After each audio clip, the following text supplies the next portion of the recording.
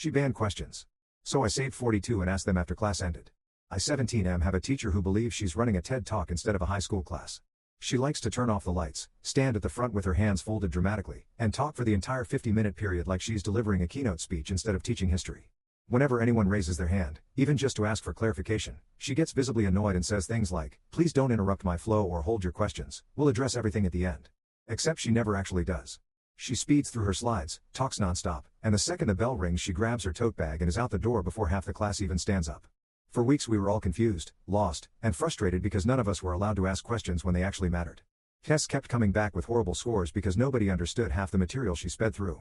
A few people tried to push back and ask mid-lecture anyway, but she'd stop, sigh loudly, and remind us again that all questions must be saved for the end to respect everyone's time.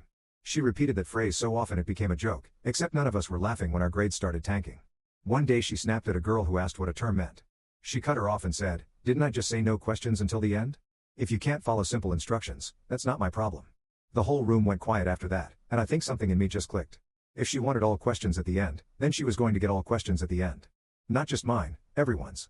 So that night I texted a few classmates and said, "Since she wants questions saved until the end, send me every question you have during lecture tomorrow. I'll ask them all."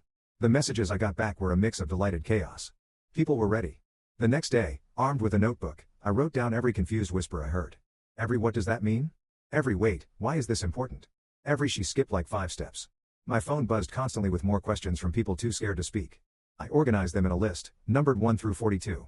She lectured for the entire period, smug as always, clearly pleased with herself for not being interrupted once. When the bell rang, she clapped her hands and said, "Okay. Any questions?" She expected maybe 2. Maybe 3, something easy she could brush off before she bolted. I raised my hand immediately. She nodded at me. I said, "Yes, I have several." Her smile faded. I pulled out my notebook and began reading. Question 1. You mentioned the economic collapse but didn't explain what caused it. Could you clarify? She answered, confused but polite. Then, question 2. How does that relate to the political shift you brought up later? She answered again, more irritated.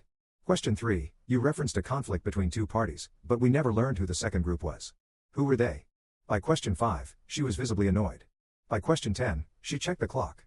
By question 14, she said, "Maybe you should ask only the most important ones."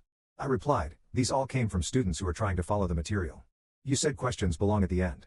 A few students snickered. She glared at them.